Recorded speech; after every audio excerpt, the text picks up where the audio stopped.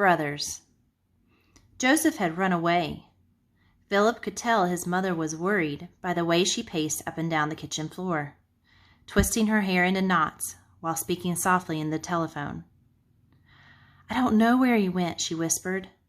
She shot Philip a sidelong look that seemed to say, "Don't worry," then smiled as if this was just a normal, routine phone call. "No, we didn't get into a fight. There wasn't—" She left the kitchen, glancing quickly at the clock. Philip was going to be late for school. Philip pushed his cereal around the bowl with his spoon. Joseph hated living at home. "I'm an old soul," he would sing to their mother whenever she asked him to clean the dishes or put away his laundry. "I can't be tethered," he'd sing, until her mother would laugh. "Joseph!" she'd say, exasperated. Joseph was nearly 6 years older than Philip and was what their mother called a troublemaker. Philip had a loose understanding of what it meant to be a troublemaker. It was someone who stayed out past curfew, lied, ran away, and hung out with a bad crowd. Philip had met this crowd, and he didn't think they were bad at all. In fact, he liked Joseph's friends. Whenever they saw him, they shook his hand like he was a grown man and not somebody's kid brother.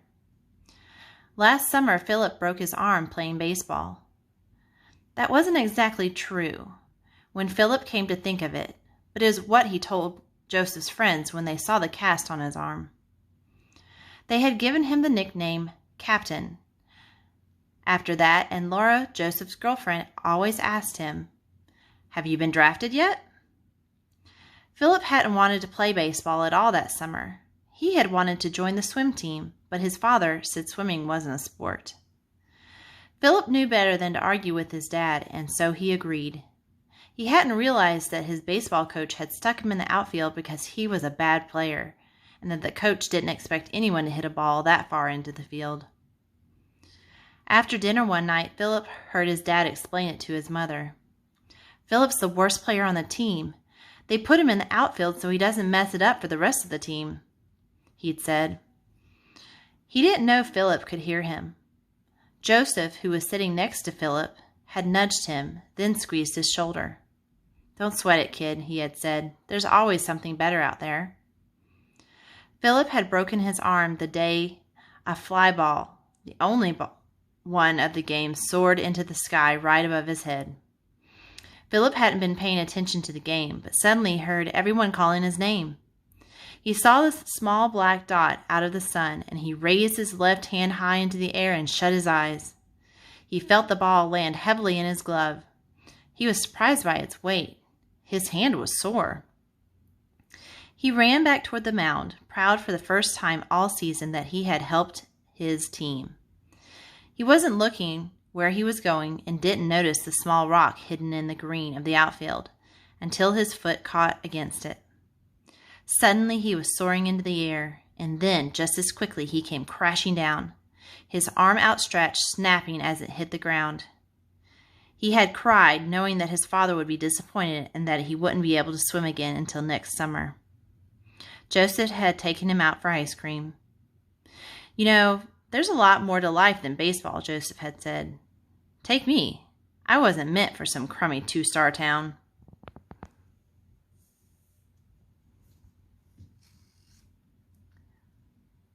Philip had smiled, agreeing. He wasn't sure what Joseph meant by two-star, but he knew that Joseph wanted life to move fast and hard. "Someday I'm going to wipe the stain of this town from my boots and really make it. You know, see the world, get famous, make money. And I'm going to do it my way." Philip sat quietly. "You'll say goodbye before you go, right?" he asked. Joseph laughed. "You're really something, you know that?" When Philip thought about it, he realized that Joseph had never really answered him. They'd left the ice cream store and walked home, and Joseph had never mentioned leaving again. By now, Philip's cereal had gone soft. It was inedible. His mother was organizing the cabinets. "You know, your brother's really done it this time," she said. She ran her fingers through her hair, sighing deeply. "I'm an old soul," Philip sang. "I can't be tethered." His mother smiled. She looked at the clock.